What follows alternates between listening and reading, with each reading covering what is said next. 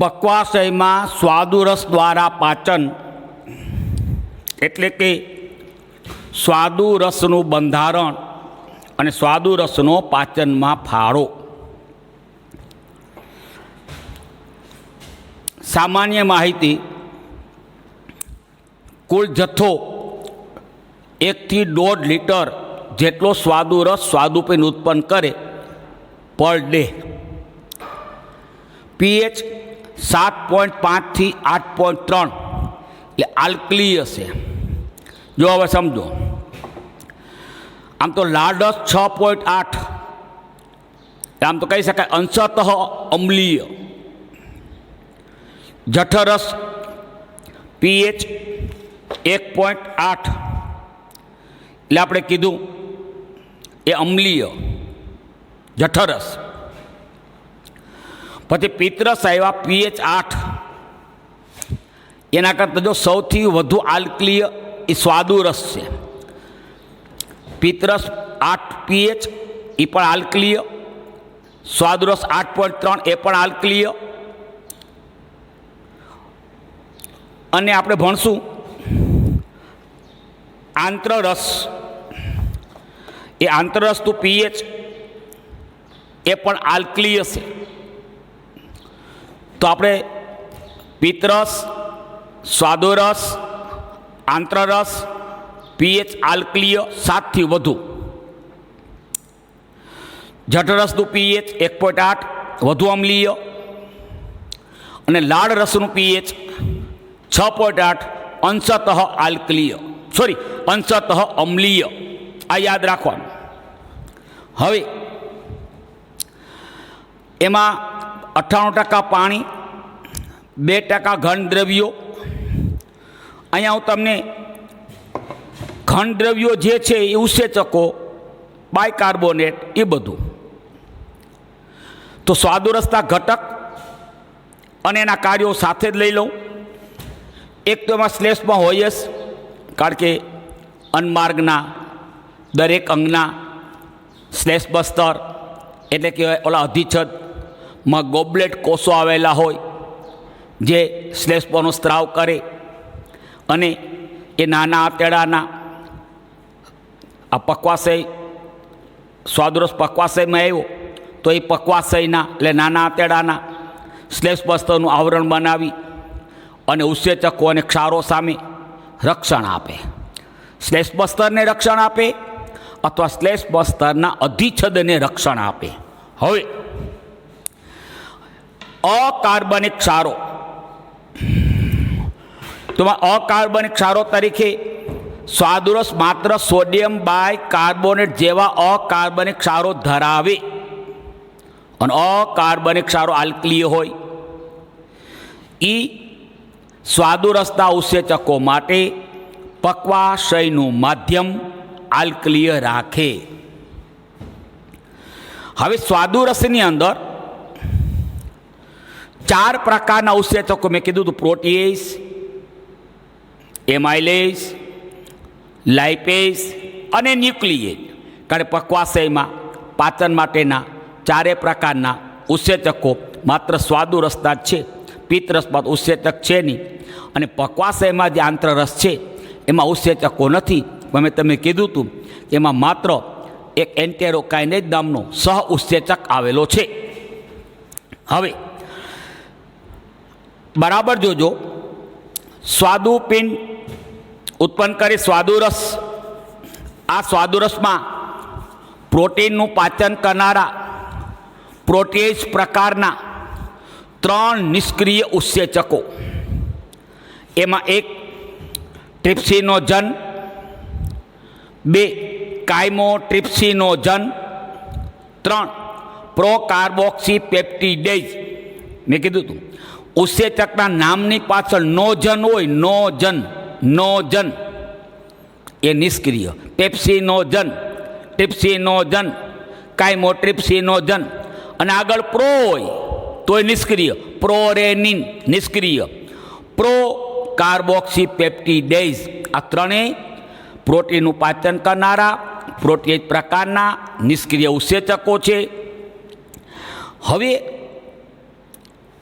મેં કીધું હતું કે ભાઈ પ્રોટીનનું પાચન કરનારા પ્રોટીન પ્રકારના હંમેશા ઉત્સેચકો જે તે ગ્રંથિના કોષોમાંથી નિષ્ક્રિય સ્વરૂપે ઉત્પન્ન થાય. નિષ્ક્રિય પેપ્સિનોજન, નિષ્ક્રિય રેનિન, નિષ્ક્રિય ટ્રિપ્સિનોજન, નિષ્ક્રિય કાઇમોટ્રિપ્સિનોજન અને નિષ્ક્રિય પ્રોકાર્બોક્સીપેપ્ટિડેઝ. વાય? MCQ. કારણ દરેક કોષના બંધારણમાં 50% પ્રોટીન હોય. જો પ્રોટીનનું પાચન કરનારા પ્રોટીન પ્રકારના ઉત્સેચકો જે તે ગ્રંથિના કોષોમાંથી સક્રિય સ્વરૂપે ઉત્પન્ન થતા હોત તો એ કોષના પ્રોટીન ઘટકનું પાચન કરી નાખે અને એ ગ્રંથિના કોષોનું વિઘટન થઈ જાય એટલે કે જન્મદાતાનો નાશ કરી નાખે. આમ જે તે ગ્રંથિના કોષોના પ્રોટીન ઘટકનું પાચન ન કરે એટલા માટે જે તે ગ્રંથિના કોષો એ પ્રોટીનનું પાચન કરનારા ઉત્સેચકો નિષ્ક્રિય સ્વરૂપે ઉત્પન્ન કરે. એક આ માહિતી. બીજી માહિતી, કાર્બોદિત, પ્રોટીન, લિપિડ, ન્યુક્લિક એસિડ આ 4 પ્રકારના કાર્બનિક ખોરાકમાંથી સૌથી જટિલમાં જટિલ બંધારણ પ્રોટીનનું છે. જટિલ એટલે આ પ્રોટીનને કહે મહાઅણુ, જટિલ અણુ, જટિલ ગુંડો. અને એટલા માટે એટલે પ્રોટીન બંધારણની દ્રષ્ટિએ અન્ય કાર્બનિક સંયોજન કરતાં જટિલ છે. એની માહિતી બાયોકેમિસ્ટ્રીમાં ભણશું. હવે જટિલ બંધારણ છે તો એને સરળમાં ફેરવવા માટે સમય લાગે, એટલે એમિનો એસિડમાં ફેરવતા સમય લાગે અને એનું પાચન કરવા માટે વધારે ઉત્સેચકોની પણ જરૂર પડે. બરાબર સાંભળો, પ્રોટીન રચનાની દ્રષ્ટિએ જટિલ બંધારણ ધરાવે છે. આથી પ્રોટીનનું પાચન કરનારા ઉત્સેચકો પણ વધારે હોય. મહાઅણુ છે, જટિલ અણુ છે એટલે જટિલ ગુંડાને પકડવા માટે વધારે પોલીસની જરૂર પડે. એમાં જટિલ પ્રોટીનનું પાચન કરવા માટે વધારે ઉત્સેચકોની જરૂર પડે. હવે સ્વાદુરસમાં આ 3 નિષ્ક્રિય પ્રોટીન પ્રકારના ઉત્સેચકો છે. પેલાને સક્રિય કરવા પડે. યાદ કરો, ઓલા પેપ્સિનોજન ઓલો HClની મદદ વડે સક્રિય પેપ્સિનમાં ફેરવાય, પ્રોરેનિન HCl વડે રેનિનમાં ફેરવાય. હવે ધ્યાન આપો, અહીંયા છે નિષ્ક્રિય ટ્રિપ્સિનોજન ઓલા આંતરરસનો સહ ઉત્સેચક એન્ટેરોકાઇનેઝની મદદ વડે સક્રિય ટ્રિપ્સિનમાં ફેરવાય. નિષ્ક્રિય કાઇમોટ્રિપ્સિનોજન એ ઓલા ટ્રિપ્સિન વડે ઉત્સેચક ટ્રિપ્સિન વડે એ કાઇમોટ્રિપ્સિનમાં ફેરવાય, કાઇમોટ્રિપ્સિન. અને પ્રોકાર્બોક્સીપેપ્ટિડેઝ એ ટ્રિપ્સિનની મદદ વડે સક્રિય પ્રોકાર્બોક્સીપેપ્ટિડેઝ એ ટ્રિપ્સિનની મદદ વડે સક્રિય કાર્બોક્સીપેપ્ટિડેઝમાં ફેરવાય. હવે બની ગયા સ્વાદુરસની અંદર પ્રોટીનનું પાચન કરનારા 3 સક્રિય પ્રોટીએજો. ક્યાં ક્યાં? તો કે ટ્રિપ્સિન, કાઇમોટ્રિપ્સિન અને કાર્બોક્સીપેપ્ટિડેઝ.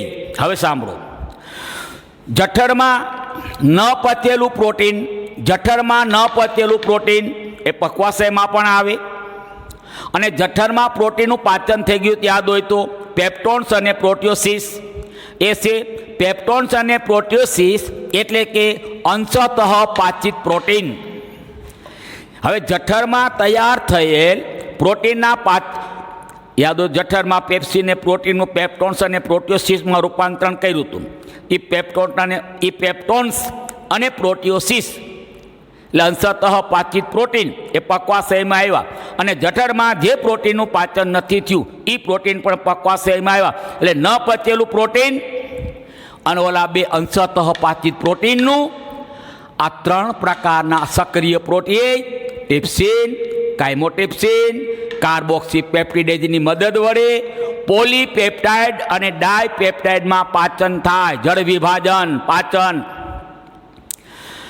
હવે સમજાવું, ડાયપેપ્ટાઇડ પોલીપેપ્ટાઇડ એટલે શું?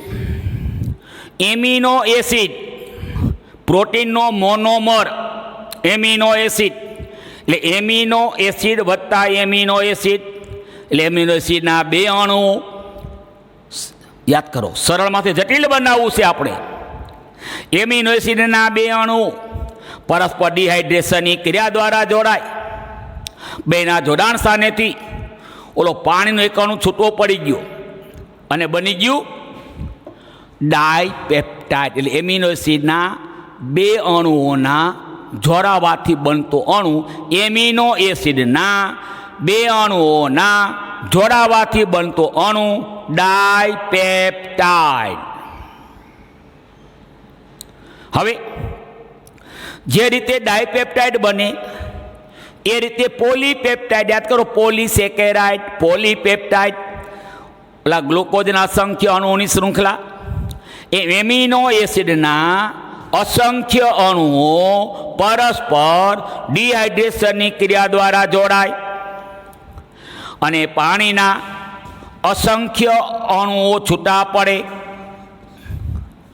અને એમિનો એસિડના અસંખ્ય અણુઓ પરસ્પર જોડાય, એક લાંબી શૃંખલા બને. એ લાંબી શૃંખલા પોલીપેપ્ટાઇડ. ગ્લુકોઝના અણુની લાંબી શૃંખલા પોલીસેકેરાઇડ, એમિનો એસિડના અણુઓની લાંબી શૃંખલા પોલીપેપ્ટાઇડ, ગ્લુકોઝના બે અણુઓનું જોડાણ માલ્ટોઝ ડાયસેકેરાઇડ, એમ એમિનો એસિડના બે અણુઓના જોડાવાથી બનતો અણુ એ ડાયપેપ્ટાઇડ, અને એમિનો એસિડના અસંખ્ય અણુઓના જોડાવાથી બનતી શૃંખલા એ પોલીપેપ્ટાઇડ. હવે પ્રોટીન, કેટલાક પ્રોટીન એ માત્ર સિંગલ પોલીપેપ્ટાઇડની શૃંખલા સ્વરૂપે જોવા મળે, કેટલાક, અને કેટલાક પ્રોટીનના બંધારણમાં પોલીપેપ્ટાઇડની એક કરતાં વધારે શૃંખલા હોય. હવે સમજી ગયું, આમ એક પોલીપેપ્ટાઇડ બની ગઈ ને, પોલીપેપ્ટાઇડની શૃંખલા બની ગઈ. આમ એક કે એક કરતાં વધારે, આમ એક કે એક કરતાં વધારે પોલીપેપ્ટાઇડની શૃંખલાઓ ના જોડાવાથી બનતું રચના એ પ્રોટીન. એટલે પ્રોટીનના બંધારણમાં કોઈ પ્રોટીન માત્ર એક પોલીપેપ્ટાઇડની શૃંખલાનું બન્યું અને કોઈ પ્રોટીન એક કરતાં વધારે પોલીપેપ્ટાઇડ શૃંખલાનું બન્યું. હવે સાંભળજો, આપણે ઓલા પેપ્ટોન્સ અને પ્રોટિયોસિસ ન પતેલા પ્રોટીનનું પેલા પોલીપેપ્ટાઇડમાં રૂપાંતરણ કરે. આ એમિનો એસિડના આ અણુઓની શૃંખલા, આ પોલીપેપ્ટાઇડ. પછી પોલીપેપ્ટાઇડનું આ ડાયપેપ્ટાઇડમાં રૂપાંતરણ કરે. સમજાઈ ગયું ને? આ એમિનો એસિડના બબે અણુ, આ એમિનો એસિડના અસંખ્ય અણુ, એટલે પોલીપેપ્ટાઇડનું પછી ડાયપેપ્ટાઇડમાં રૂપાંતર કરે. હવે હું આવ્યો સ્વાદુરસમાં.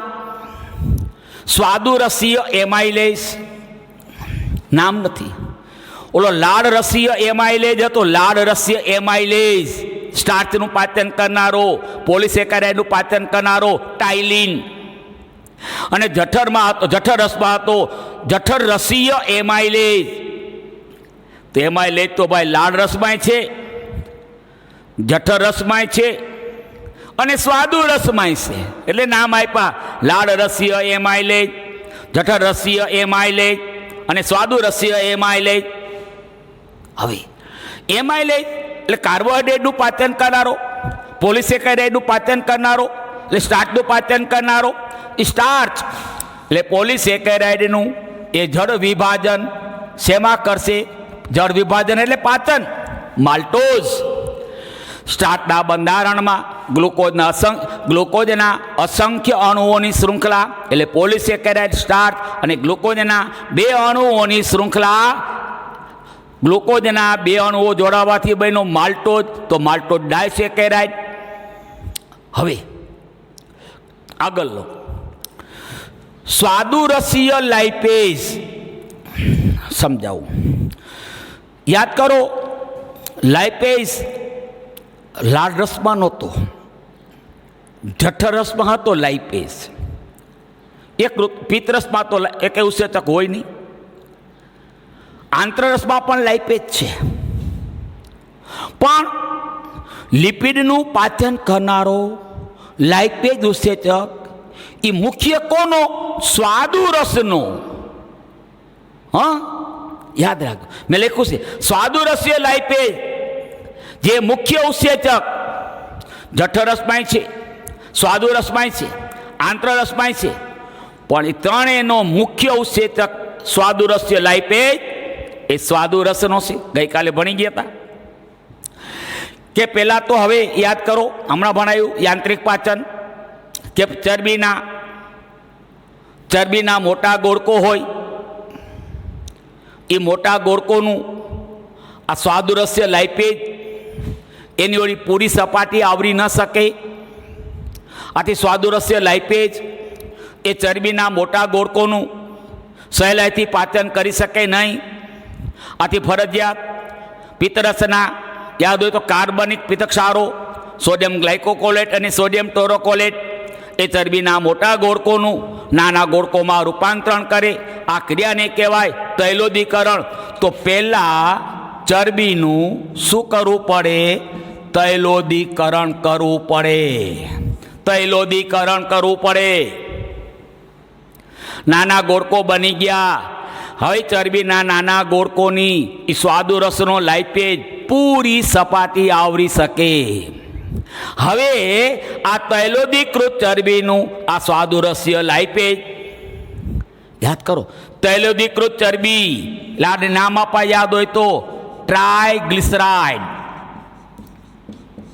એટલે તૈલોદીકૃત ટ્રાયગ્લિસરાઇડ ફેટી એસિડના 3 અણુ અને ગ્લિસરોલના 1 અણુનું સંયોજન તૈલોદીકૃત ટ્રાયગ્લિસરાઇડ નું પાચન શેમાં થાય? ગઈકાલે સમજાયું હતું, પેલા ડાયગ્લિસરાઇડ અને ફેટી એસિડ. હવે આ ડાયગ્લિસરાઇડનું પાચન સ્વાદુરસ્ય લાઇપેજ વડે શેમાં થાય?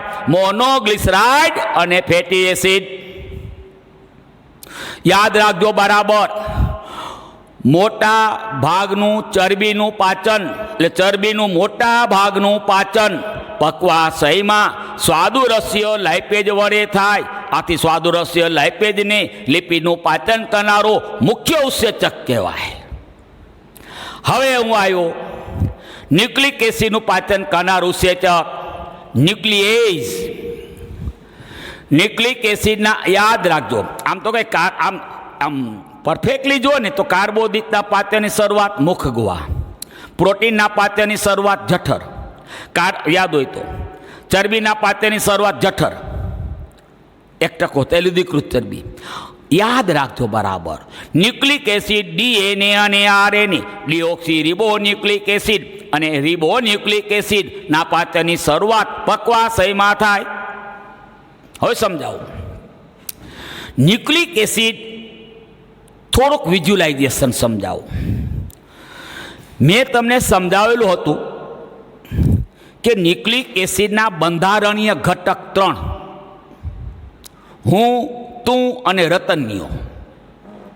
એટલે કે પેન્ટોઝ શર્કરા 5 કાર્બનવાળી, ડીએનએ હોય તો આરએનએ હોય તો રિબોઝ શર્કરા, ડીએનએ હોય તો ડીઓક્સી રિબોઝ શર્કરા મેં પહેલાં સમજાવેલું હતું. Nitrogen base adenine, guanine, cytosine, uracil અને થાઇમિન. એમાં ડીએનએના બંધારણમાં એડિનાઇન, ગ્વાનિન, સાઇટોસિન અને થાઇમિન, અને આરએનએના બંધારણમાં એડિનાઇન, ગ્વાનિન, સાઇટોસિન અને યુરેસિલ. અને ફોસ્ફોરિક એસિડ એટલે H3PO4 જ્યારે આપણે ફોસ્ફેટ કહેવાય તો પેન્ટોઝ શર્કરા, નાઇટ્રોજન બેઝ અને ફોસ્ફેટ આ 3 બંધારણીય ઘટક. જેમ ચરબીના બંધારણીય ઘટક 2 ફેટી એસિડ અને આલ્કોહોલ અથવા ગ્લિસરોલ. પ્રોટીનનો બંધારણીય ઘટક 1 જ એમિનો એસિડ. એમ સ્ટાર્ચનો બંધારણીય ઘટક 1 જ ગ્લુકોઝ. હવે સાંભળજો, પેન્ટોઝ શર્કરા અને નાઇટ્રોજન બેઝ પેન્ટો શર્કરા અને નાઇટ્રોજન બેઝના જોડાવાથી બનતું સંયોજન ન્યુક્લિયોસાઇડ આર્યું. આ પેન્ટો શર્કરા છે, એના કાર્બન ગણજો. આ 1 2 3 4 અને વળાંક છે, 5મો કાર્બન છે. 5 કાર્બન. એમાં પેન્ટો શર્કરાના આ કાર્બન પ્રમાણુ, આ પહેલો કાર્બન, બીજો, ત્રીજો, ચોથો અને આ 5મો કાર્બન. પેન્ટો શર્કરાના પ્રથમ કાર્બન સાથે જોજો, પેન્ટો શર્કરાના પ્રથમ કાર્બન સાથે નાઇટ્રોજન બેઝ જોડાવાથી બનતા સંયોજનને કહેવાય ન્યુક્લિયોસાઇડ. 3 ઘટક પૈકીના 2 ઘટકોનું સંયોજન પેન્ટો શર્કરા, પછી રિબોઝ હોય કે ડિઓક્સી રિબોઝ હોય, વત્તા નાઇટ્રોજન બેઝ. હવે આ ન્યુક્લિયોસાઇડ હતો, એ ન્યુક્લિયોસાઇડના આ 5મા કાર્બન સાથે આ ફોસ્ફેટ જોડાઈ ગયો, બની ગયું ન્યુક્લિયોટાઇડ. સાઇડ સાઇડ એટલે બેનું સંયોજન પેન્ટો શર્કરા નાઇટ્રોજન બેઝ. ટાઇડ ટાઇડ 3નું સંયોજન પેન્ટો શર્કરા નાઇટ્રોજન બેઝ અને ફોસ્ફેટ. હવે જોયું, ન્યુક્લિયોસાઇડ હતો, આ ન્યુક્લિયોસાઇડ સાથે એ ન્યુક્લિયોસાઇડના પેન્ટો શર્કરાના ન્યુક્લિયોસાઇડના પેન્ટો શર્કરાના આ ન્યુક્લિયોસાઇડ હતો, એ ન્યુક્લિયોસાઇડના પેન્ટો શર્કરાના 5મા કાર્બન સાથે ફોસ્ફેટ જોડાય, બનતો અણુ એ ન્યુક્લિયોટાઇડ. સમજો, ન્યુક્લિક એસિડનો બંધારણીય અણુ ન્યુક્લિયોટાઇડ. આમ ન્યુક્લિયોટાઇડ એ બની ગયો મોનોમર ઓફ ન્યુક્લિક એસિડ. દાખલા તરીકે તમારા મમ્મી અને પપ્પા સ્કૂટર ઉપર જઈ રહ્યા છે. હવે એ બે બેઠા છે સ્કૂટર ઉપર, એ બેનું ન્યુક્લિયોસાઇડ પેન્ટો શર્કરા વત્તા નાઇટ્રોજન બેઝ. હવે ન્યુક્લિયોસાઇડ એની પાછળ તમે બેસી ગયા, હું તું રતનિયો, એટલે ન્યુક્લિયોસાઇડની સાથે ઓલો ફોસ્ફેટ તમે જોડાઈ ગયા, ફોસ્ફેટ બની ગયો ન્યુક્લિયોટાઇડ. ખબર પડી? હું એમ કહું, પપ્પા છે પેન્ટો શર્કરા, મમ્મી છે નાઇટ્રોજન બેઝ, બે સ્કૂટર ઉપર જઈ રહ્યા છે એટલે ન્યુક્લિયોસાઇડ ગયો. પણ ન્યુક્લિયોસાઇડની સાથે તમે પાછળ બેસી ગયા એટલે રતનિયો બેસી ગયો, રતનિયો ફોસ્ફેટ એટલે ન્યુક્લિયોટાઇડ. 3નું સંયોજન. હવે જેમ એમિનો એસિડના 2 અણુ જોડાય અને ડાયપેપ્ટાઇડ બને, ગ્લુકોઝના 2 અણુ જોડાય અને ડાયસેકેરાઇડ બને, તેમ ન્યુક્લિયોટાઇડના 2 અણુઓ ન્યુક્લિયોટાઇડ વત્તા ન્યુક્લિયોટાઇડ, ન્યુક્લિયોટાઇડના 2 અણુઓ જોડાય અને ડાયન્યુક્લિયોટાઇડ બને. પણ કેવી રીતે? ડિહાઇડ્રેશન. એટલે ન્યુક્લિયોટાઇડના 2 અણુઓ પરસ્પર ડિહાઇડ્રેશનની ક્રિયા દ્વારા જોડાય અને ડાયન્યુક્લિયોટાઇડ નો 1 અણુ બને અને પાણીનો 1 અણુ છૂટો પડે. એ જ રીતે હું આવ્યો પોલીન્યુક્લિયો મેં લખ્યું છે અહીંયા ડાયન્યુક્લિયોટાઇડ લખ્યું હતું, ડાયન્યુક્લિયોટાઇડ વત્તા પાણી. હવે એમિનો એસિડના 2 અણુ જોડાઈ ગયા, ડિહાઇડ્રેશનની ક્રિયા દ્વારા પાણીનો 1 અણુ છૂટો પડી ગયો, બની ગયું ડાયપેપ્ટાઇડ. એમ ન્યુક્લિયોટાઇડના 2 અણુઓ પરસ્પર ડિહાઇડ્રેશનની ક્રિયા દ્વારા જોડાય, 2 અણુઓના જોડાણ સ્થાનેથી પાણીનો 1 અણુ છૂટો પડે અને ન્યુક્લિયોટાઇડના 2 અણુઓના જોડાવાથી બનતો અણુ એ ડાયન્યુક્લિયોટાઇડ. હવે આવ્યું ન્યુક્લિયોટાઇડના અસંખ્ય અણુઓ, ન્યુક્લિયોટાઇડના 2 અણુઓ જોડાય, બની ગયો ડાયન્યુક્લિયોટાઇડ. એમ ન્યુક્લિયોટાઇડના અસંખ્ય અણુઓ પરસ્પર ડિહાઇડ્રેશનની ક્રિયા દ્વારા જોડાય અને એક લાંબી શૃંખલા બને. આ લાંબી શૃંખલા એ પોલીન્યુક્લિયોટાઇડ. હવે ડીએનએ અને આરએનએ એટલે પોલીન્યુક્લિયોટાઇડની શૃંખલા. સમજાઈ ગયો? પણ ડિફરન્સ છે, આરએનએના બંધારણમાં આવી પોલીન્યુક્લિયોટાઇડની 1 શૃંખલા હોય, ડીએનએના બંધારણમાં આવી પોલીન્યુક્લિયોટાઇડની 2 શૃંખલા હોય. RNA એટલે પોલીન્યુક્લિયોટાઇડની એક શૃંખલા. DNA એટલે પોલીન્યુક્લિયોટાઇડની બે શૃંખલા. હવે આપણે પાચન કરવાનું છે DNA અને RNA નું. DNA અને RNA એટલે ન્યુક્લિક એસિડ એટલે પોલીન્યુક્લિયોટાઇડ. ન્યુક્લિક એસિડનું પાચન કરવું છે, DNA RNA નું પાચન કરવું છે, એટલે પોલીન્યુક્લિયોટાઇડનું પાચન કરવું છે. એક હોય કે બે શૃંખલા? કોના વડે થાય? તો કે આ ન્યુક્લિયેઝ.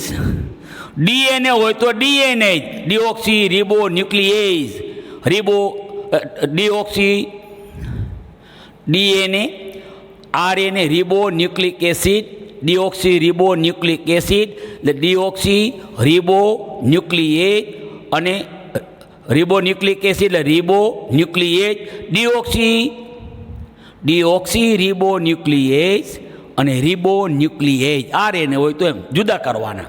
પણ આ ન્યુક્લિક એસિડનું પાચન DNA હોય તો DNA, RNA હોય તો RNA એટલે પોલીન્યુક્લિયોટાઇડનું પાચન શેમાં થાય? ડાયન્યુક્લિયોટાઇડ. સમજાઈ ગયું કે દાખલા તરીકે આ એક અણુ ન્યુક્લિયોટાઇડ છે, આ પોલીન્યુક્લિયોટાઇડ હતો, એનું પાચન શેમાં થઈ ગયું? તો કે ડાયન્યુક્લિયોટાઇડ એટલે ન્યુક્લિયોટાઇડના બે અણુનું જોડાણ. ફરી પાછા આ ડાયન્યુક્લિયોટાઇડનું પાચન શેમાં થઈ જાય ભાઈ? ન્યુક્લિયોટાઇડ અથવા મોનોન્યુક્લિયોટાઇડ. તો પોલીન્યુક્લિયોટાઇડ એટલે કે પોલીન્યુક્લિયોટાઇડ એટલે કે ન્યુક્લિક એસિડનું પાચન ડાયન્યુક્લિયોટાઇડમાં અને ડાયન્યુક્લિયોટાઇડનું મોનોન્યુક્લિયોટાઇડમાં. અચ્છા, હવે બની ગયા ન્યુક્લિયોટાઇડ. હવે ન્યુક્લિયોટાઇડને તોડી નાખવો છે તો ન્યુક્લિયોટાઇડનું આ ન્યુક્લિયોટાઇડ છે પેન્ટોસ શર્કરા, નાઇટ્રોજન, બેઝ અને ફોસ્ફેટ. એમાંથી ફોસ્ફેટ છૂટો પડી જાય તો શું બન્યું? હવે ન્યુક્લિયોસાઇડ. ન્યુક્લિયોસાઇડ દાખલા કે મમ્મી પપ્પાને તમે બેઠા હતા, તમે ઉતરી ગયા. હવે હું વધ્યું? તમે હતા, તમે ત્રણેય જણા બેઠા હતા, એ હતું ન્યુક્લિયોટાઇડ. તમે પહેલાં ઉતરા એટલે ન્યુક્લિયોટાઇડનું પાચન શેમાં થઈ ગયું? બે વધ્યા ને એટલે ન્યુક્લિયોસાઇડ. મમ્મી પપ્પા એટલે ન્યુક્લિયોસાઇડ. તમે નીચે ઉતરી ગયા, ત્રણેય બેઠા હતા તો ન્યુક્લિયોટાઇડ. તમે નીચે ઉતરી ગયા તો વધ્યો ન્યુક્લિયોસાઇડ. એટલે કે ન્યુક્લિયોટાઇડનું પાચન શેમાં થઈ ગયું? ન્યુક્લિયોસાઇડ અને ફોસ્ફેટ. આટલી સિમ્પલ માહિતી તમને આપી. વધારે જ્યારે આપણે બાયોકેમિસ્ટ્રીમાં ભણશું એટલે બેઝિક નોલેજ તમને મેં અહીં આપી દીધું. હવે આપણે એવા નાના આંતરડામાં પક્વાશયમાં પાચન લીધું, મધ્યાંતરમાં પાચન. આપણે કહેવાય મધ્યાંતરમાં પાચન, પણ શેષાંતરમાં અમુક અંશે થાય જ, કારણ એમાં આંતરરસ્તો હોય. તો મધ્યાંતરમાં પાચન અથવા મધ્યાંત્ર અને શેષાંતરમાં પાચન કોના વડે થાય? તો આંતરગ્રંથિમાંથી ઉત્પન્ન થયેલા આંતરરસ વડે. લઈએ આપણે હવે મધ્યાંત્ર અથવા મધ્યાંત્ર અને શેષાંતરમાં પાચન. હાલ લઈએ હવે મધ્યાંત્રમાં પાચન. આમ તો મધ્યાંત્ર અને શેષાંત્ર બંનેમાં થાય, પણ મોટા ભાગનું પાચન મધ્યાંત્રમાં, કંઈક અંશે પાચન શેષાંત્રમાં. આ મધ્યાંત્ર શેષાંત્ર બંનેમાં પાચન થાય અને આ પાચન ઓલા આંતરરસ વડે થાય. એટલે મધ્યાંત્ર કહ્યું, મધ્યાંત્ર અને શેષાંત્ર બેમાં આવે ખરેખર માં પાચન. હવે આપણે જે ભણ્યા હતા કે બ્રુનસ ગ્રંથિ નો સ્ત્રાવ, યાદ હોય તો એ આંતરરસના ઉત્સેચકો સિવાયના બાયકાર્બોનેટનો સ્ત્રાવ કરે અને ઓલા આપણે લેબર કોહનની ગુહાની દિવાલ ના પેનેથ કોષો એ લાઇસોઝાઇમનો સ્ત્રાવ કરે, ઉપરાંત એ આંત્રરસના ઉત્સેચકોનો સ્ત્રાવ કરે. એટલે ખરેખર આંત્રરસ એ કોનું મિશ્રણ થયું મેં લખાયું હતું ત્યાં. એટલે લીબર કોહની ગુહાની દિવાલના પેનેથ કોષો અને બ્રુનર્સ ગ્રંથિનો સ્ત્રાવનું મિશ્રણ એ આંત્રરસ. હવે પણ અહીંયા તમારી ટેક્સ્ટ બુકમાં થોડું જુદું પ્રેઝન્ટેશન કર્યું છે કે ભાઈ બ્રશ બોર્ડરના કોષો પ્રચુષી કોષો થયા, એ તો અભિશોષણનું કાર્ય કરે. બ્રશ બોર્ડરના કોષ એન્ટેરોસાઇટ, છતાંય લખ્યું છે, આ પણ ધ્યાનમાં રાખવું. બ્રશ બોર્ડરના કોષો નો સ્ત્રાવ અને ગોબલેટ કોષ નો સ્ત્રાવ, નો શ્લેષ્મ. એટલે બ્રશ બોર્ડરના કોષોનો સ્ત્રાવ અને ગોબલેટ કોષોમાંથી ઉત્પન્ન થતો શ્લેષ્મ, આ બેનું મિશ્રણ એ આંત્રરસ. આ પણ યાદ રાખજો. અને પેનેથ કોષો અને બ્રુનર્સ ગ્રંથિનો સ્ત્રાવનું મિશ્રણ, પેનેથ કોષોનો સ્ત્રાવ અને બ્રુનર્સ ગ્રંથિનો સ્ત્રાવનું મિશ્રણ સાચું એ છે એ આંત્રરસ. હવે મધ્યાંત્ર અને શેષાંત્રમાં પાચન આંત્રરસ દ્વારા થાય. આંત્રરસની સામાન્ય માહિતી: જથ્થો પર ડે 1.5 થી 2 લીટર. વિચાર કરજો, લાળ રસ, જઠર રસ, પિત્ત રસ, સ્વાદુ રસ, આંત્રરસ, એ બધા ભેગા કરજો, એ થશે લગભગ 8 થી 10 લીટર. એટલો તો સ્ત્રાવ થાય છે. હવે એનું પીએચ 7.8, સરેરાશ 7.3 થી 8 એટલે 7.6 થી 8.3 એટલે આલ્કલીય. 99% પાણી, 1% ઘન દ્રવ્યો. હવે આંત્રરસમાં શ્લેષ્મ છે. આમ તો શ્લેષ્મ અને બાયકાર્બોનેટ આપણે લેવું પડે, કારણ કે બ્રુનર્સ ગ્રંથિ બાયકાર્બોનેટ ઉત્પન્ન કરે ને બાયકાર્બોનેટને કારણે પીએચ આલ્કલીય હોય. તો એમાં શ્લેષ્મ અને બાયકાર્બોનેટ બે છે. હવે આમ તો બાયકાર્બોનેટ તો એક તો આલ્કલીય માધ્યમ પૂરું પાડે, પણ શ્લેષ્મ અને બાયકાર્બોનેટ બે, આ ઉપરાંત શ્લેષ્મ અને બાયકાર્બોનેટ બે મધ્યાંત્ર અને શેષાંત્ર અથવા નાનું આંતરડું ના શ્લેષ્મ સ્તર અધિચ્છદનું ઉપરનું આવરણ બનાવે. કોણ? શ્લેષ્મ અને બાયકાર્બોનેટ બંને. અને એના શ્લેષ્મ સ્તરને એટલે એના અધિચ્છદ કોષોને ઓલા ઉત્સેચકો સામે રક્ષણ આપે. બીજું, આંત્રરસમાં આપણે ભણી ગયા હતા, એન્ટેરોકાઇનેજ નામનો સહ ઉત્સેચક આવેલો છે, જે ઓલા પક્વાશયમાં સ્વાદુરસના નિષ્ક્રિય ટ્રિપ્સિનનો જનને સક્રિય ટ્રિપ્સિનમાં ફેરવે. અચ્છા, એક નોંધ, ટ્રિપ્સિન છે, ટ્રિપ્સિન એ ઉત્સેચક તેમજ સહ ઉત્સેચક તરીકે વર્તે.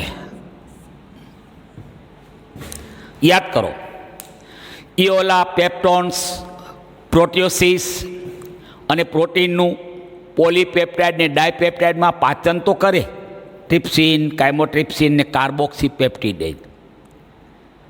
ઉપરાંત એટલે એ ઉત્સેચક તરીકે શું કાર્ય કર્યું? પેપ્ટોન્સ, પ્રોટિયોસિસ અને પ્રોટીનનું પોલીપેપ્ટાઇડ અને ડાયપેપ્ટાઇડમાં પાચન કર્યું. આ કાર્ય ઉત્સેચકનું થયું. હજી આપણે ભણ્યા હતા કે ટ્રિપ્સિન એ કાયમોટ્રિપ્સિનોજનને સક્રિય કાયમોટ્રિપ્સિનમાં અને પ્રોકાર્બોક્સીપેપ્ટિડેઝને કાર્બોક્સીપેપ્ટિડેઝમાં ફેરવે. આ બે કાર્યો થયા ને એ સહ ઉત્સેચક તરીકે થયા. એટલે ઉત્સેચક તરીકે પાચનનું અને સહ ઉત્સેચક તરીકે પહેલાં બે ઉત્સેચકને સક્રિય કર્યા. આમ ટ્રિપ્સિન એ ઉત્સેચક તેમજ સહ ઉત્સેચક તરીકે વર્તે. હવે હું આવ્યો સ્વાદુરસની અંદર પ્રોટીઓલાઇટિક એટલે પ્રોટીનનું પાચન કરનારા અથવા પ્રોટીએજ ઉત્સેચક નથી. કારણ કે પ્રોટીએજ ઉત્સેચક તો જઠરરસમાં હતો પેપ્સિન, સ્વાદુરસમાં ટ્રિપ્સિન, કાયમોટ્રિપ્સિન અને કાર્બોક્સીપેપ્ટિડેઝ આ સક્રિય એ પ્રોટીએજ કહેવાય, પ્રોટીઓલાઇટિક કહેવાય, પ્રોટીનનું પાચન કરનારા હતા. પણ અહીંયા આંતરરસની અંદર પ્રોટીએજ નથી, પેપ્ટિડેઝ એટલે પોલીપેપ્ટાઇડ અને ડાયપેપ્ટાઇડનું પાચન કરનારો છે અને આ સક્રિય હોય. યાદ રાખજો, પેપ્ટિડેઝ ઉત્સેચક આપણે બુક પ્રમાણે લઉં તો એ ડાયપેપ્ટાઇડનું પાચન કરનારો છે. આ ત્યાં પેપ્ટિડેઝ ઉત્સેચક એ પ્રોટીએજ નથી અને એટલા માટે પેપ્ટિડેઝ ઉત્સેચક એ નાના આંતરડાની આંતરગ્રંથિના એટલે કે પેનેથ કોષના માંથી સક્રિય સ્વરૂપે જ ઉત્પન્ન થાય. કારણ કોષના બંધારણમાં પ્રોટીન હોય, ડાયપેપ્ટાઇડ ન હોય. એટલે પેપ્ટિડેઝ એ ડાયપેપ્ટાઇડનું પાચન કરનારો છે. એટલા માટે પેપ્ટિડેઝ એ પેનેથ કોષમાંથી સક્રિય સ્વરૂપે ઉત્પન્ન થાય. આ પેપ્ટિડેઝ નામ છે ઇરેપ્સિન. આમ તો ઘણા બધા પ્રકારના હોય, એ આખો સમૂહ લેવો હોય તો યાદ હોય પેપ્ટિડેઝિસ કહેવાય. સિંગલ નામ આપવું હોય તો પેપ્ટિડેઝ, સમૂહ લેવો હોય તો પેપ્ટિડેઝિસ. તો એમાં પેપ્ટિડેઝ એટલે ઇરેપ્સિન છે પેપ્ટિડેઝ પ્રકારનો અને ડાયપેપ્ટાઇડનું પાચન એમિનો એસિડના બે અણુમાં કરે. એટલે ડાયપેપ્ટાઇડનું પાચન એમિનો એસિડના બે અણુમાં જળ વિભાજન પાચન જે કયો એ. હવે થોડીક માહિતી કાર્બોહાઈડ્રેટ હવે આપી દો. કાર્બોહાઈડ્રેટના 3 પ્રકારો છે.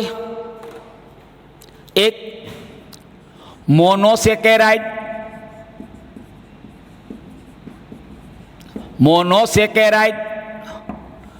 ગ્લુકોઝ, ગેલેક્ટોઝ અને ફ્રુક્ટોઝ.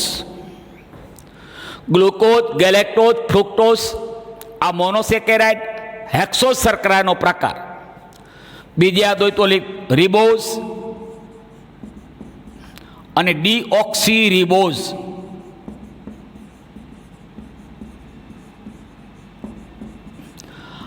આ પેન્ટોઝ છે.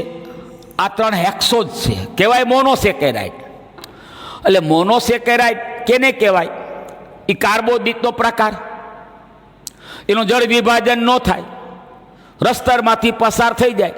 તો જે કાર્બોદિતનું જળ વિભાજન ન થઈ શકે, અને રસ્તરમાંથી પસાર થઈ શકે એ કાર્બોદિતને કહેવાય મોનોસેકેરાઇડ.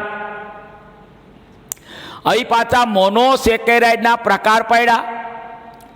કાર્બન પરમાણુ એના બંધારણમાં રહેલ કાર્બન પરમાણુની સંખ્યાને આધારે જો મોનોસેકેરાઇડના બંધારણમાં 6 કાર્બન પરમાણુ હોય તો એને હેક્સોઝ શર્કરા કહેવાય. હેક્સોઝ, ગ્લુકોઝ, ગેલેક્ટોઝ, ફ્રુક્ટોઝ, હેક્સોઝ મોનોસેકેરાઇડ. અને જે મોનોસેકેરાઇડના બંધારણમાં 5 કાર્બન પરમાણુ હોય એને કહે પેન્ટોઝ મોનોસેકેરાઇડ. ઉદાહરણમાં રિબોઝ અને ડીઓક્સી રિબોઝ. અચ્છા, નંબર 2 ડાયસેકેરાઇડ. નંબર 3 પોલીસેકેરાઇડ. તો કાર્બોહાઈડ્રેટના અણુની જટિલતાને આધારે 3 પ્રકાર પડ્યા. મોનોસેકેરાઇડ, જળ વિભાજન ન થાય, રસ્તરમાંથી પસાર થાય તે કાર્બોદિત. ડાયસેકેરાઇડ, મોનોસેકેરાઇડથી જટિલ, જળ વિભાજન થાય. પોલીસેકેરાઇડ, ડાયસેકેરાઇડથી જટિલ. અચ્છા, હવે ડાયસેકેરાઇડ સમજાવો. ડાયસેકેરાઇડ જોજો બરાબર, હું એમ કહું હેક્સોઝ મોનોસેકેરાઇડ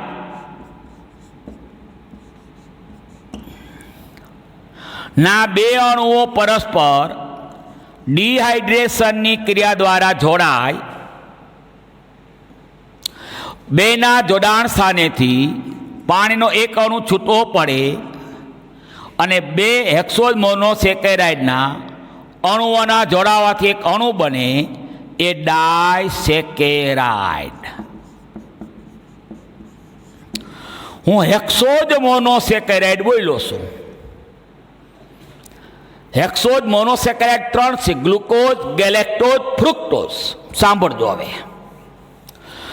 તો હેક્સોઝ મોનોસેકેરાઇડના 2 અણુઓ પરસ્પર ડિહાઇડ્રેશનની ક્રિયા દ્વારા જોડાય. 2ના જોડાણ સ્થાનેથી પાણીનો એક અણુ છૂટવો પડે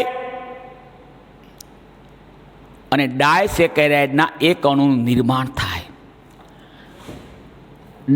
હવે ડાયસેકેરાઇડનું જળ વિભાજન થાય.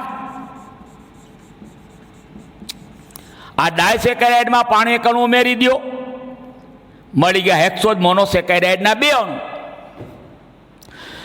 ડાયસેકેરાઇડના બંધારણમાં હેક્સોઝ મોનોસેકેરાઇડના 2 અણુ છે. આથી ડાયસેકેરાઇડનું જળ વિભાજન એટલે કે પાચન હેક્સોઝ મોનોસેકેરાઇડના 2 અણુમાં થાય. આ મારી આંગળી 3 વેઢાની બનેલી છે, તો આંગળીને હું કાપી નાખું, 3 વેઢા છૂટા થઈ જાય એના જેવું. હવે હું આવ્યું ડાયસેકેરાઇડ. કોણ કોણ? એક માલ્ટોઝ, સુક્રોઝ અને લેક્ટોઝ. માલ્ટોઝ, સુક્રોઝ, લેક્ટોઝ ત્રણેય ડાયસેકેરાઇડ. સાંભળજો. હવે હું કહું ડાયસેકેરાઇડના બંધારણમાં હેક્સોઝ મોનોસેકેરાઇડના 2 અણુ. હવે હું પર્ટિક્યુલર ગયો કે ભાઈ માલ્ટોઝ, સુક્રોઝ, લેક્ટોઝ આ ત્રણેયના બંધારણમાં 3 ડાયસેકેરાઇડ છે. તો ત્રણેયના બંધારણમાં ઓલા 3 હેક્સોઝ મોનોસેકેરાઇડ હતી: ગ્લુકોઝ, ગેલેક્ટોઝ, ફ્રુક્ટોઝ. તો એ માલ્ટોઝ, લેક્ટોઝ, સુક્રોઝ આ 3 ડાયસેકેરાઇડના બંધારણમાં આ 3 પૈકીના કયા 2 હેક્સોઝ મોનોસેકેરાઇડના અણુ હોય? અહીં આવ્યું. સાંભળજો. માલ્ટોઝના બંધારણમાં ગ્લુકોઝના 2 અણુ, સુક્રોઝના બંધારણમાં ગ્લુકોઝનો 1 અણુ અને ફ્રુક્ટોઝનો 1 અણુ, લેક્ટોઝના બંધારણમાં ગ્લુકોઝનો 1 અણુ અને ગેલેક્ટોઝનો 1 અણુ. એટલે ગ્લુકોઝના 2 અણુઓ પરસ્પર ડિહાઇડ્રેશનની ક્રિયા દ્વારા જોડાય, પાણીનો 1 અણુ છૂટવો પડે અને માલ્ટોઝ નામના ડાયસેકેરાઇડનું નિર્માણ. આથી હવે આમ ઊંધું કરી નાખો આમ, તો માલ્ટોઝનું જળ વિભાજન થાય ગ્લુકોઝના 2 અણુમાં.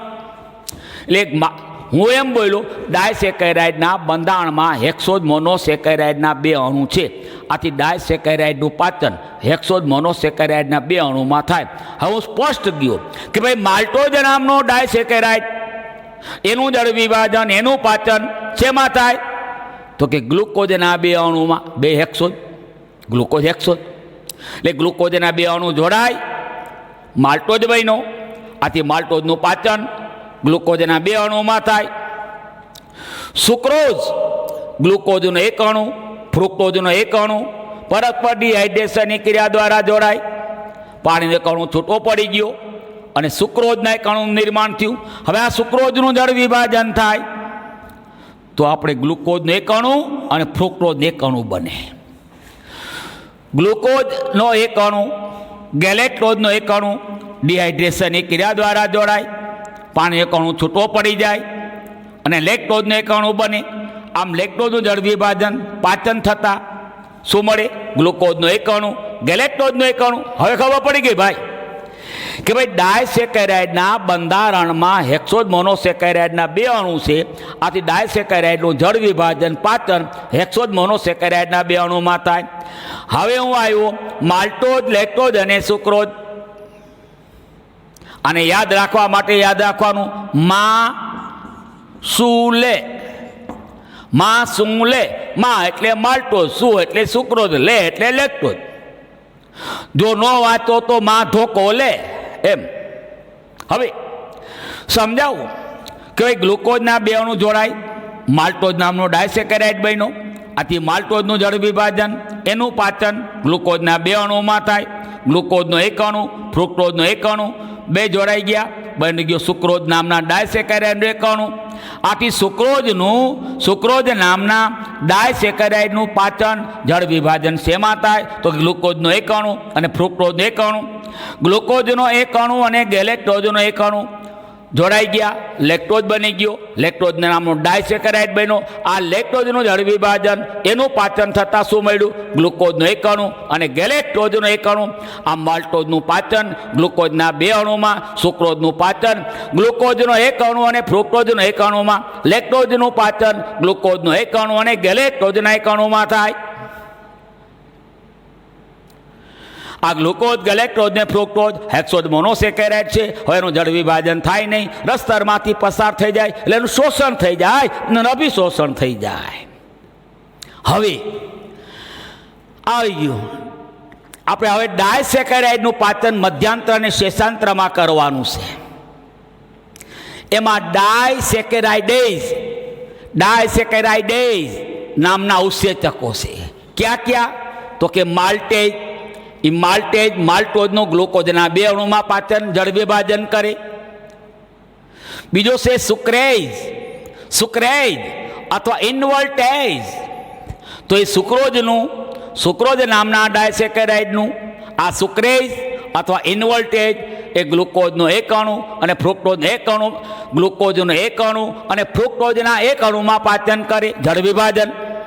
લેક્ટેઝ, આ લેક્ટેઝ એ લેક્ટોઝ નામના ડાયસેકેરાઇડનું આ લેક્ટેઝ નામનો ઉત્સેચક ગ્લુકોઝના એક અણુ અને ગેલેક્ટોઝના એક અણુમાં પાચન કરે જળ વિભાજન, રૂપાંતર, પાચન જે શબ્દ વાપરો એ. હું આવ્યો આંતરરસીય લાઇપેઝ. ઓહો, લાઇપેઝ તો બધે, જઠરરસીય લાઇપેઝ, સ્વાદુરસીય લાઇપેઝ અને આંતરરસીય લાઇપેઝ એ તો આપણે ભણી ગયોની જેમ જ. ચરબી, તૈલોદીકૃત ચરબી એટલે ટ્રાયગ્લિસરાઇડ. આમ તો મોટા ભાગની ચરબીનું પાચન પક્વાશયમાં થઈ જાય છે. મોટા ભાગની ચરબીનું પાચન પક્વાશયમાં થઈ જાય છે. પણ ન પચેલી ચરબી હોય તો એ આંતરરસીય લાઇપેઝ વડે પાણી આપ્યું છે જળ વિભાજન, ડાયગ્લિસરાઇડ અને ફેટી એસિડમાં પાચન. ફરી આ ડાયગ્લિસરાઇડનું પાણી ઉમેર્યું જળ વિભાજન, મોનોગ્લિસરાઇડ અને ફેટી એસિડમાં પાચન અને છેલ્લે મોનોગ્લિસરાઇડનું ફેટી એસિડ અને ગ્લિસરોલમાં પાચન. હવે તમે જોયું હતું આપણે મોનોગ્લિસરાઇડ બની ગયા હતા એટલે મોટે આ તો ન પચેલી ચરબી હોય, ન પચેલ ટ્રાયગ્લિસરાઇડ અને ન એટલે પક્વાશયમાં ન પચેલા ટ્રાયગ્લિસરાઇડ અને પક્વાશયમાં ન પચેલા ડાયગ્લિસરાઇડનું પાચન આમાં થાય. પણ મોનોગ્લિસરાઇડનું પાચન માત્ર મધ્યાંત્ર અને શેષાંત્રમાં થાય. હું આવ્યો ન્યુક્લિયેઝ. એમાં મેં લખ્યું છે ન્યુક્લિયોટાઇડેઝ. એટલે ન્યુક્લિયોટાઇડ, હું તુને રતનિયો બની ગયા ન્યુક્લિયોટાઇડનું.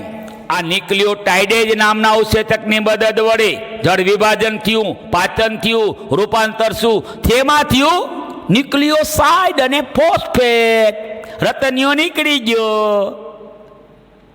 હવે આ ન્યુક્લિયોસાઇડનું પાચન કોણ કરશે? તો ન્યુક્લિયોસાઇડેઝ. એ આંતરરસનો ન્યુક્લિયોસાઇડેઝ એ ન્યુક્લિયોસાઇડનું પેન્ટો શર્કરા અને નાઇટ્રોજન બેઝ જો મળી ગયો આપણે પેન્ટો શર્કરા નાઇટ્રોજન બેઝ ને ફોસ્ફેટ, હું તું ને રતનિયો છૂટા થઈ ગયા. થઈ ગયું પાચન મધ્યાંત્ર અને શેષાંત્રમાં. આ મધ્યાંત્ર અને શેષાંત્રમાં પાચનને અંતે તૈયાર થયેલ સંપૂર્ણ પાચિત આલ્કલીય દૂધ જેવો પ્રવાહીમય ખોરાક એટલે પૂર્ણ પાક. મધ્યાંત્ર અને શેષાંત્રમાં પાચનને અંતે તૈયાર થયેલો સંપૂર્ણ પાચિત આલ્કલીય દૂધ જેવો પ્રવાહીમય ખોરાક એટલે પૂર્ણ પાક. હવે આ પૂર્ણ પાકના ઘટકો ક્યાં ક્યાં? તો કે યાદ રહ્યું, કાર્બોદિતનું પાચન શેમાં થઈ ગયું? Glucose, fructose, galactose. પ્રોટીનનું પાચન તો કે એમિનો એસિડમાં. ચરબીનું પાચન તો કે ફેટી એસિડ અને ગ્લિસરોલમાં. અને ન્યુક્લિક એસિડનું પાચન હું તું ને રતનિયામાં, એટલે કે પેન્ટો શર્કરા, નાઇટ્રોજન બેઝ અને ફોસ્ફેટ. આમ પૂર્ણ પાકના ઘટકો બની ગયા glucose, fructose, galactose, amino acid, fatty acid, glycerol, pento શર્કરા, નાઇટ્રોજન બેઝ અને ફોસ્ફેટ. આ ઉપરાંત એમાં ખનિજ તત્વો હોય, પાચન ન થયું હોય, સરળ જ યાદ કરો. એમાં વિટામિન પણ હોય. એટલે હવે આ પૂર્ણ પાકના બધા 99 ઘટક પ્લસ પાણી પ્લસ ખનિજ તત્વો પ્લસ જુદા જુદા વિટામિનનું અભિશોષણ એ નાના આંતરડા દ્વારા થાય. એ આપણે આવતીકાલે એનો અભ્યાસ કરશું. હવે તમે આમાંથી મેં અલગ અલગ તબક્કા આપ્યા કે ભાઈ મુગવામાં પાચન, જઠરમાં પાચન, પક્વાશયમાં પાચન, મધ્યાંત્ર અને શેષાંત્રમાં બધા જનરલ પાચન લીધું. હવે એમાંથી તમને 4 પ્રકારના અલગ પ્રશ્નો પૂછે કે અન્ન માર્ગમાં 4 પ્રકારના અલગ પ્રશ્નો. એક, પાચન માર્ગમાં કાર્બોદિતનું પાચન.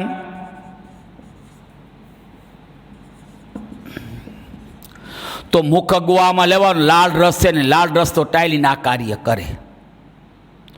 પછી પક્વાશયમાં પાચન લઈ લ્યો. પક્વાશયમાં સ્વાદુ રસ લેવાનું શું તમારે? અહીંયા સિમ્પલ કે ભાઈ કાર્બોદિતનું પાચન ક્યાં ક્યાં થયું? તો કે મુગવામાં થયું, પક્વાશયમાં થયું, મધ્યાંત્ર શેષાંત્રમાં થયું. હવે એ પાચન કોણ કરે? તો લેવાનું આ અંગમાં આ પાચક રસનો આવશ્યક. દાખલા તરીકે મુખ ગુહામાં લાળ રસનો એમાઇલેજ પ્રકારનો ટાઇલિન સ્ટાર્ચનું માલ્ટોઝમાં પાચન કરે. નંબર 2, પક્વાશયમાં સ્વાદુ રસનો એમાઇલેજ એ પણ સ્ટાર્ચનું માલ્ટોઝમાં પાચન કરે. નંબર 3, મધ્યાંત્ર અને શેષાંત્રમાં આંત્રરસનો માલ્ટેજ એ માલ્ટોઝનું, સુક્રેજ એ સુક્રોઝનું, લેક્ટેજ એ લેક્ટોઝનું અનુક્રમે આમાં પાચન કરે. આઈડિયા મળી ગયો? દરેક અંગમાં કયો પાચક રસનું નામ આપો. આ પાચક રસનો આ ઉત્સેચક X નું Y માં પાચન કરે. બસ. નંબર 2, હવે આપણે એવા પાચન માર્ગમાં પ્રોટીનનું પાચન તો લેવું પડે જઠર રસ, પેપ્સિનોજન નિષ્ક્રિય સક્રિય પેપ્સિન કરવાનો, પ્રોરેનિન નિષ્ક્રિય સક્રિય રેનિન કરવાનો, પછી પેપ્સિનનું કાર્ય અને રેનિનનું કાર્ય. પછી પક્વાશયમાં ગયા પ્રોટીનના પાચનમાં તો ત્યાં સ્વાદુરસના 3 નિષ્ક્રિય ઉત્સેચક ટ્રિપ્સિનોજન, કાઇમોટ્રિપ્સિનોજન, પ્રોકાર્બોક્સી પેપ્ટિડેઝ, ત્રણેયને સક્રિય કરી નાખો. સક્રિય કર્યા પછી હવે ટ્રિપ્સિન, કાઇમોટ્રિપ્સિન, કાર્બોક્સી પેપ્ટિડેઝ આ ત્રણેયની સંયુક્ત અસર વડે પેપ્ટોન્સ, પ્રોટીઓસીસ અને ન પચેલા પ્રોટીનનું પોલીપેપ્ટાઇડ ડાયપેપ્ટાઇડમાં પાચન. પછી આપણે એવા મધ્યાંત્ર અને શેષાંત્રમાં ડાયપેપ્ટાઇડનું પાચન કરનારો આંત્રરસનો ડાયપેપ્ટિડેઝ ઇરેપ્સિન એ ડાયપેપ્ટાઇડનું એમિનો એસિડમાં પાચન. સમજાઈ ગયું?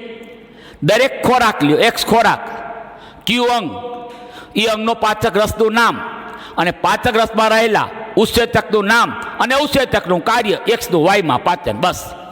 હવે હું આવ્યો ત્રીજો પ્રશ્ન આવે, પાચન માર્ગમાં લિપિડનું પાચન. તો હવે લિપિડનું પાચન 1% લિપિડ જઠરમાં, યાદો જઠરીય લાઇપેજ વડે થયું, લખી નાખો.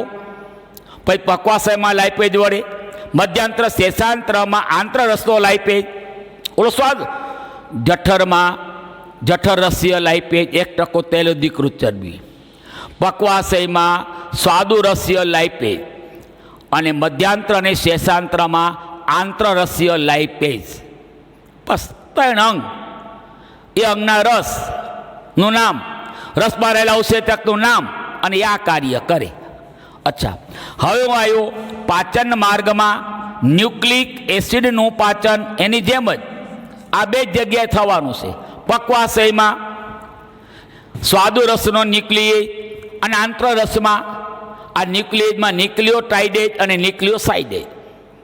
આ રીતે તમને કાર્બોદિત પાચન માર્ગમાં કાર્બોદિતનું પાચન, પ્રોટીનનું પાચન, લિપિડનું પાચન, ન્યુક્લિક એસિડનું પાચન પણ અલગ ટુકડો તરીકે પૂછાય.